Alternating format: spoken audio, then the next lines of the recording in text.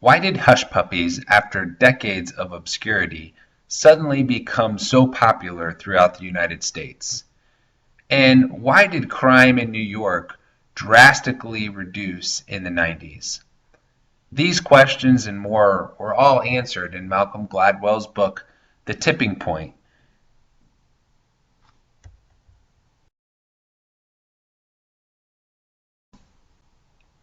Gladwell opens the book with an explanation of how viruses spread and links those to how ideas spread. He says that there are three underlying patterns of epidemics, whether we're talking about viruses or ideas. One, epidemics have clear examples of contagious behavior. Two, epidemics happen when little changes have big effects. And three, epidemics happen in a hurry.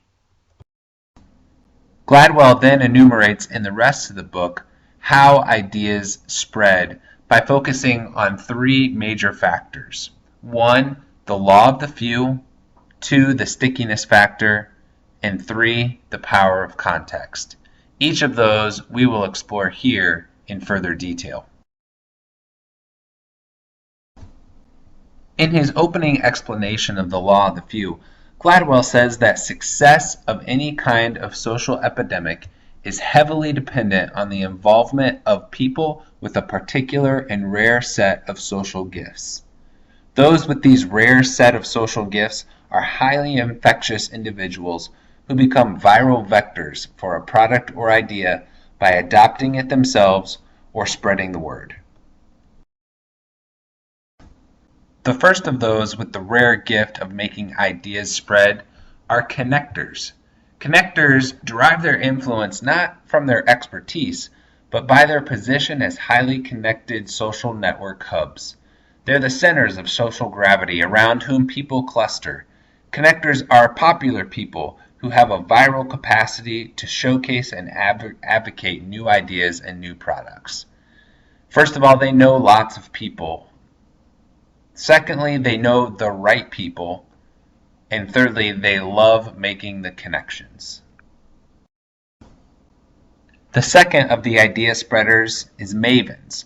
Mavens are the opinion leaders of consumer products or ideas who spread influence by sharing their knowledge with friends and family.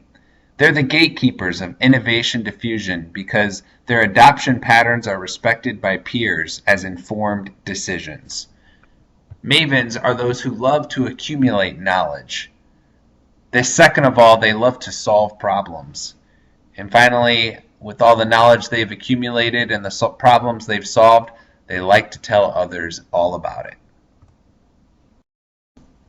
The third and final of our idea influencers is salesmen. There's something powerful and contagious and irresistible about what comes out of their mouth, and we naturally just want to believe what they say. They're naturally charismatic folks who often work in sales, even if that wasn't their first chosen profession. And their enthusiasm rubs off on those who are around them. In his study of how little things make a big difference, Gladwell notes that the contagiousness of an idea is not only made possible by the work of a special few, but also by the stickiness of an idea. The second factor in how information epidemics spread is called the stickiness factor. Gladwell spends the first section of his book talking about how important connectors, mavens, and salesmen are. However, they can't spread an idea that frankly doesn't matter. The stickiness factor speaks to how meaningful the intended audience of an epidemic finds an idea. The reality is, unless you and I care about what we're being presented with, it's unlikely that the idea will stick with us. We see thousands of ideas vying for our attention every day, but we remember certain ones and we forget most. What's the difference? Gladwell found that the difference is often more subtle and, yes, small than we think. It's called the stickiness factor. The stickiness factor is more critical today than it ever has been for an idea to become an epidemic. The technology revolution has allowed us to be privy to more information than any other generation in history. Because of this, important messages need to be stickier than they ever have been if we want our ideas to catch hold or to tip. The stickiness factor is more important now than ever. So what makes an idea sticky? Well, it really depends on the message. There is no one-shot answer on stickiness other than, again, small changes can make a big difference. For example, the TV show Blue's Clues was one of the stickiest children's TV shows ever. It had some unique yet subtle differences that made it particularly sticky. The show provided proactive engagement with the message. Kids didn't just consume the show, they interacted with it. They responded to it. Engagement was a critical aspect of its stickiness. Additionally, the creators of the show understood that we don't always fully comprehend a message the first time we see it or hear it. They maximized the stickiness of the show by providing repeated exposures to the show. Finally, the writers of the show ensured that there was intentional complexity within the show. We know that our brains need to be engaged. They need to have a challenge. The right type and level of complexity makes a message sticky. As educators, our students are bombarded with more messages than ever before. We have to become experts at making our message sticky. We must learn the subtle nuances of engagement, repetition, and intentional complexity so that our message is one that sticks with our students. The great irony of the stickiness factor is that we assume what makes something sticky is a big deal, but in reality, often what makes something memorable and thereby more likely to tip is often subtle. We have grand ideas about what makes an epidemic memorable, but the truth is, the ideas that stick are often a product of simple packaging, the right timing, and subtle changes that make it stick in people's minds. Again, there is no set formula for stickiness. Leaders must understand their audience so well that they can anticipate what they will find sticky and package the message in such a way that it does, in fact, stick. The third component of the tipping point is called the power of context. Epidemics are sensitive to the conditions and circumstances of the times and places in which they occur. We are extremely sensitive to change in context. The contextual changes that tip an epidemic are very different than we might expect. This can be demonstrated by the broken windows theory, which helped reduce New York City crime. Crime is the result of disorder. If a window is broken and not fixed, people conclude that no one cares and that no one's in charge. More windows get broken, giving a sense of anarchy. Letting little things go is an invitation to more serious crimes. Criminals consciously or subconsciously target these areas, leading to an epidemic of crime. New York City crime was greatly reduced in the 80s and 90s as they focused on the broken windows of graffiti and fare beating in the New York transit system, as well as other minor crimes in the city. This focus on smaller crimes reduced more serious and more violent crimes in New York City, greatly improving the crime rate. Behavior can be a function of social context. In fact, your actions many times are more influenced by context than your convictions. This is demonstrated by research studies on students that showed that students who were given the opportunity to cheat or were put in more stressful situations cheated much more than ones that were put in normal circumstances. Research done on seminary students at Princeton showed that when they were told they were late for a meeting, they stopped to help a hurting person much less often than people who were told they had plenty of time. In another research experiments in jails and prisons, a group of people, some were told that they were guards, others were told that they were prisoners.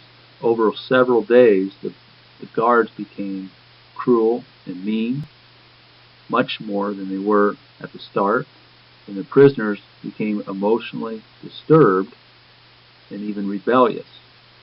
This shows that the context of your situation greatly affects your behavior. Another key to starting a movement is numbers. Anthropologist Robert Dunbar researched the social channel capacity, demonstrating that 150 represents the maximum number of individuals that one can have a genuine relationship with. Managing a group any bigger than 150 results in leadership and communication difficulties. Creating small group movements is the best way to create large movements, as John Wesley did with the Methodist Church. It takes several types of people to start a tipping point. The first couple types of people are the innovators and early adopters. These are the visionaries and risk takers that create the idea and get it going with some momentum. Then the early majority, after they see that the idea may take off, will start to join after they've done some research as well. Then after the early majority gets it going, the late majority joins in as well. The early and late majority type people are very skeptical and have to research before they jump on the idea, but they really get the tipping point going. The laggards then may or may not join in because they don't generally see reason for change. The key to getting over the tipping point is getting the idea and message across from the early adopters to the early majority. It takes the connectors, mavens, and salespeople to translate this idea and make it relevant and understandable to the early majority for the idea to really explode. Movements must be contagious and sticky. A sad but true example of this is smoking. Many people start smoking because influential and cool people in their life start smoking. Thus, contagiousness is a function of the messenger. But they continue to smoke because of the stickiness, the addiction of the nicotine. Movements have to be similar. The messenger must be cool, contagious, and the message must stick. They must desire and want more. To summarize the lessons of a tipping point, remember to focus your resources on the law of the few, the connectors, the mavers, and salesmen, to get that message and idea going. Understand the message or idea must be sticky, contagious and sticky. And then understand the power of context, that we're greatly influenced by our social context and our surroundings. Understanding these things and making the slightest push in the right place, the world can be tipped.